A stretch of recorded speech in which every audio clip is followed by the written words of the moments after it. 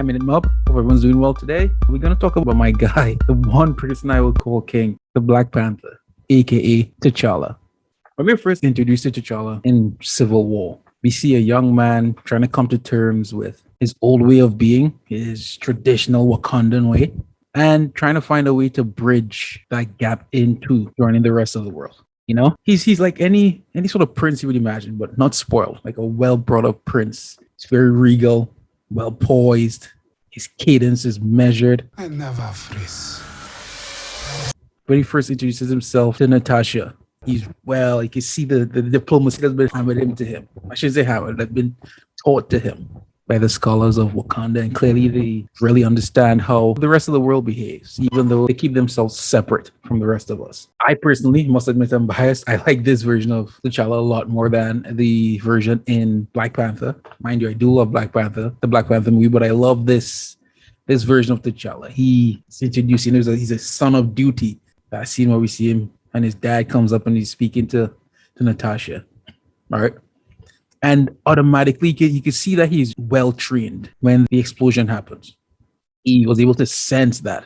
I don't know how, it might be some sort of sixth sense. He saw the rockers going on outside and he was on it. When he automatically hopped towards his dad, he's like, Dad, I'm gonna save my dad because this is what I do. I'm a son of duty, you know. I am the new one. He clearly was well raised to be a protector of his people. And then you see how he's hugging his dad, and that is passed on, and you could feel that pain, man. I felt that pain. You know, I feel it right now. You can see I'm getting goosebumps. I feel that pain. You know, T'Challa, man, he's the truth, right? And of course, this could only happen because of the expert skills of one Chadwick Boseman. That guy, man, rest in peace, good sir.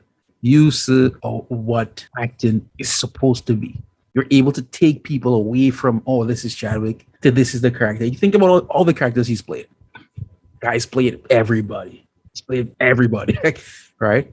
And you just look at how he's embodying this young T'Challa. And that scene where he's sitting on the park bench with Natasha, and he's like, "Death is not the end." Oh my gosh, that well-measured speech, but he's angry, but he's so well-measured. The guy's so good. He's so good, man. Like the way he acts, he fiddles with the vibranium ring and he puts it on. He's like, "But I am not my father." And he's speaking to Natasha and he gets up and she's like, "Don't bother Miss Romanoff. I'll kill him myself." Oh my goodness. Well, I knew it was on. Like, as they say, on like Donkey Kong. That guy, you know he was ready for it. "Don't bother Miss Romanoff. I'll kill him myself." What? Good, sir? Okay. And then guess what? When do we see him next? Huh? When do we see him next? Like a man of action. And the guy comes in, no games, full Black Panther suit. That on top of the rooftop, that chase scene happens. But what I want to draw your attention to is the way he was moving, right? When Bucky lands, you hear this boom. But when Black Panther lands, you barely hear anything, if anything at all, because that vibranium suit, as well as his agility, but that vibranium suit absorbs that sound, right? So he drops, no noise. When Cap and Bucky jump, you hear doom, doom, doom, right? He's so silent. That little detail to me is what took it to the next level, man. That little detail took this character to the next level. Now that chase scene in the tunnel, full pace, running gracefully, that we could tell the difference between his running style, like Cap and Bucky. Cap and Bucky run like, heavy sort of sprinters, like how you expect a sprinter to run. Black Panther runs like if you put a cat on 2 feet, that's how the guy runs, full pace, calm and collected. He runs like Usain Bolt. These guys are running plus you turn world's top speed for a long period of time, and they just continue to go. And you see Cap hops in this vehicle and he's like, "Sam, I can't shake this guy." Because T'Challa was determined to catch Bucky. He was like, "Yo, you, sir, killed my dad. I am going to get you. I will get you." We can see they're running through. First of all, another thing, mind you, I love Audi. Another sponsor, but I wish they were. Love Audi. Seeing all these Audis on the ground, that's pretty cool to me. That added a little something. But okay, that scene where Bucky stole the motorbike from the guy. Oh my goodness. That was legit, legit. That was super cool. That's straight out of some sort of, I don't know, some sort of cinema flick. I don't know, some sort of, I don't know. Looked like something that belonged in Shang-Chi. Another great movie. Might talk about it soon. But yeah, when you see this chase and that little scene where he jumps and he tries to catch Bucky and Bucky chokes him in here. I was like, oh my gosh, that detail was pretty cool. What I like about Civil War is that they added a bunch of little details to the character. Even though this is the first time we saw him, we kind of got a sense of who T'Challa was. When Bucky like destroys the tunnel and he like flies off a Falcon and he dives and he uses that last dive to hit Bucky's tire and take on the bike, and then Cap runs through and tackles him. Oh my gosh, that was too cool. But yeah, his whole behavior, his demeanor in that movie just really showed that he was a man on a mission, right? When Clint is like, I am Clint. He's like, I don't care. I don't care. The guy's letting you know, like, he's here to take Bucky down for the death of his dad. Because remember, at this point, no one really knew, right? And then we have that whole scene where they're getting transported to the facility in the prisoner carrier van. And they're all just sitting there. Now, well, T'Challa, they can't really arrest him. His diplomatic immunity. He's a leader of a sovereign nation. And even if they did try to arrest him, I mean, come on. Wakanda would get him more than like as quick as I could click my fingers, right? But that scene where he's sitting in the vehicle with Cap and Sam is like trying to give him some rudeness, right? Sam's trying to give him chat. And T'Challa just like sitting there, and Cap and they ask him questions. He's like, the Black Panther has been the protector of Wakanda for generations. Oh my gosh. The mantle passed, man. Now I ask you as both warrior and king, how long do you think you can keep your friends safe from me? Huh?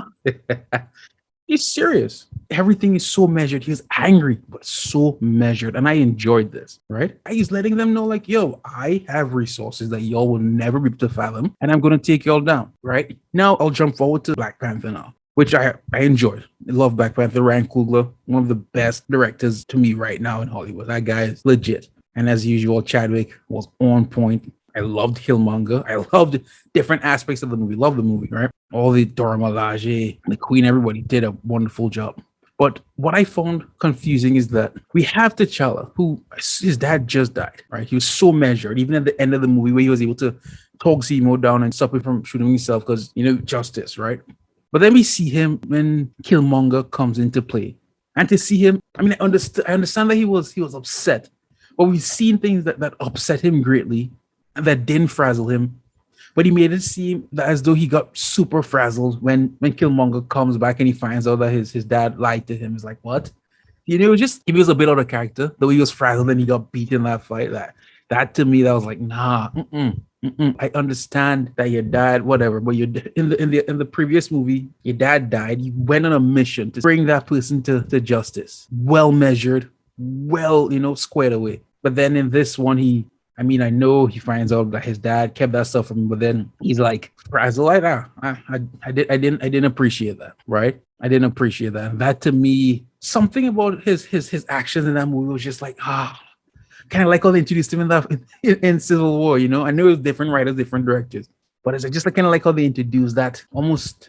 I wouldn't say stoic is the right word. I'll use the word stoic, but that measured. I'll use measured instead. Very measured demeanor that he had, and I liked that. I found it really a reflection of how he's written in the comics. He always deals with a lot. The guy runs a nation, for crying out loud, with enemies within his own nation. I know they make it seem as though Wakanda is just the capital in these movies, but you have to think about a country, right? A country is not just a capital.